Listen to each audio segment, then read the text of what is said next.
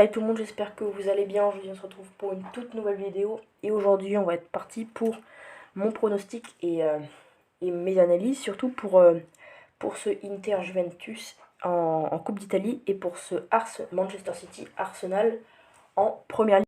Donc on commence avec Manchester City-Arsenal qui va se dérouler aujourd'hui ce soir à 21h. Donc je vous affiche le classement. Arsenal est premier avec 75 points, et Manchester City deuxième avec 70 points, mais Manchester City a 2 matchs de retard. Donc au niveau des 5 derniers matchs côté Manchester City, ça donne quoi? Une victoire contre le Bayern 3-0, une victoire 3-1 contre Leicester, un 1 partout contre le Bayern, un 3-0 contre Sheffield. Donc Manchester City est en forme, ils ont l'habitude des grands matchs, donc Manchester City ça déroule. Et côté Gunners, il y a une victoire 4-1 contre Leeds, un 2 partout contre Liverpool, un 2 partout contre West Ham et un 3-3 contre Southampton, sachant que du côté de Liverpool et West Ham, ils gagnaient 2-0.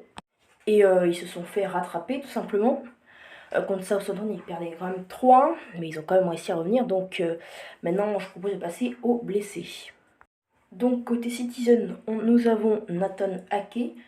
Et côté Gunners, nous avons Mohamed Elneny, Taekehiro Tomiyasu et William Saliba.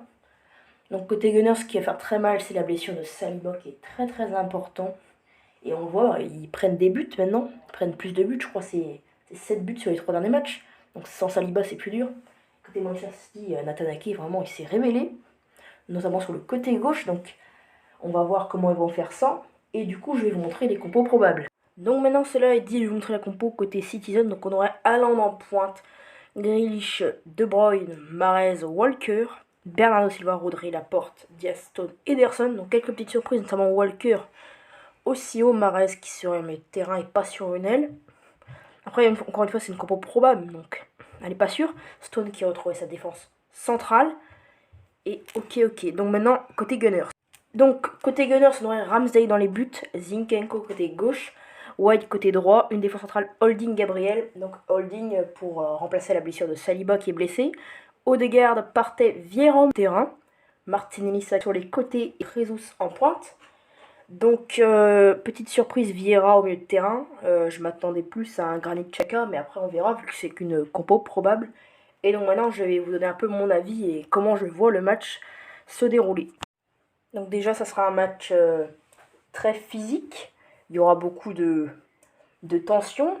Et je pense que Manchester City pourra plus tenir dans ces grands matchs, car ils ont plus l'habitude, parce que Arsenal, ça fait tellement longtemps qu'ils n'ont pas été champions.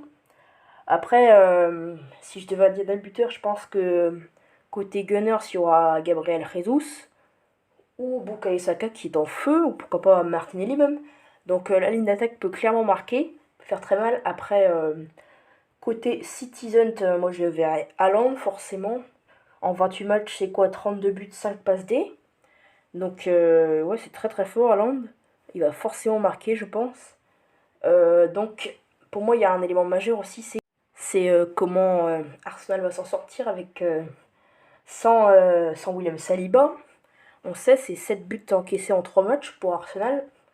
Et côté Manchester City, Nathan Ake, parce qu'il jouait vraiment beaucoup. Il dépannait aussi côté gauche.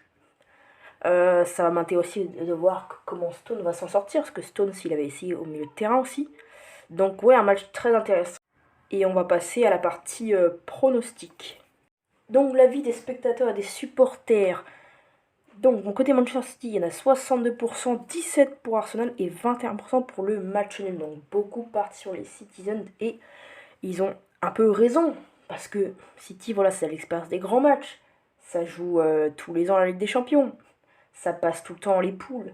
Ça va au-delà des huitièmes, ça va souvent assez loin. Tandis qu'Arsenal, voilà, là c'était la Ligue Europa. Arsenal, ils ont plus la pression. Et ça se voit sur leur match nul qu'ils ont fait, alors qu'ils menaient. Donc voilà. Et donc maintenant, moi je vais vous donner mon prono pour ce match. Donc au vu de tout ce qu'on a dit, voilà, de l'intensité, que Manchester City a l'habitude des grands matchs, des blessés, Ake notamment, et Saliba, entre autres. Moi je prends un risque, je partirai sur un 2 partout, je verrai des buts avec notamment Haaland qui marque, mais en tout cas je verrai des buts des deux équipes. Donc pour la deuxième affiche, ça sera un Inter-Juventus pour le match retour de Coupe d'Italie à 21 h. Donc là, je vais vous afficher les 5 derniers matchs de Inter. Donc, vous voyez qu'il y a une victoire contre Benfica 2-0 qui leur permet de se qualifier. Une défaite à domicile contre Monza 1-0, un 3 partout contre Benfica. Du coup, ils ont pu se qualifier grâce à ce 3 partout. Et la victoire à 3-0 à Empoli. Donc maintenant, je vais vous montrer côté Juve. Donc côté Juventus, il y a la victoire 1-0 contre le Sporting. La défaite contre Sassuolo en championnat 1-0. Le 1 partout contre le Sporting qui leur permet de se qualifier 2-1. Et là, très récemment, ce week-end, la défaite à domicile contre Naples 1-0 grâce à un but dans le temps additionnel de Raspadori. Et donc, juste avant de passer aux blessés à la compo probable, je voulais juste faire un petit aparté, je vous l'affiche.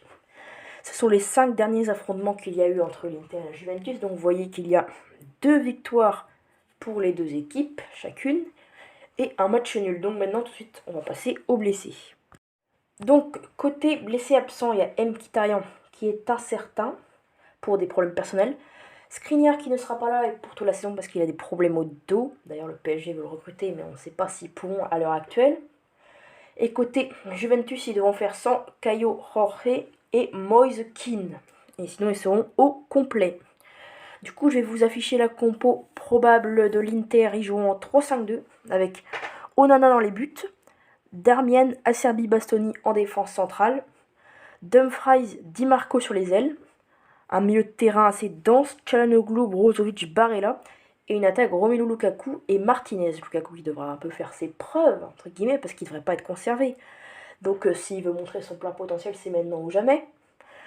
Et côté Juventus, ce sera un 3-5-2 aussi avec Szczęsny dans les buts, une défense centrale Gatti, Bremer, Danilo. Déjà, elle donne un peu moins envie, moins sexy sur le papier. Cuadrado, Kostic sur les ailes. Un milieu de terrain Fagioli, Locatelli, Rabiot. Rabiot qui fait une saison absolument incroyable. Et une attaque Vlahovic, Di Maria. Attention à Di Maria qui avait fait très très mal notamment face à Nantes.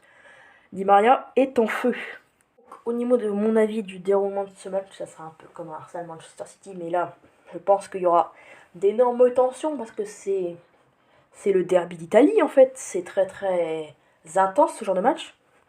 Il y aura un petit duel à distance, je pense Brozovic-Rabiot. Qui va gagner la bataille du milieu de terrain, qui va avoir la possession. Donc ça va être très très intéressant à suivre.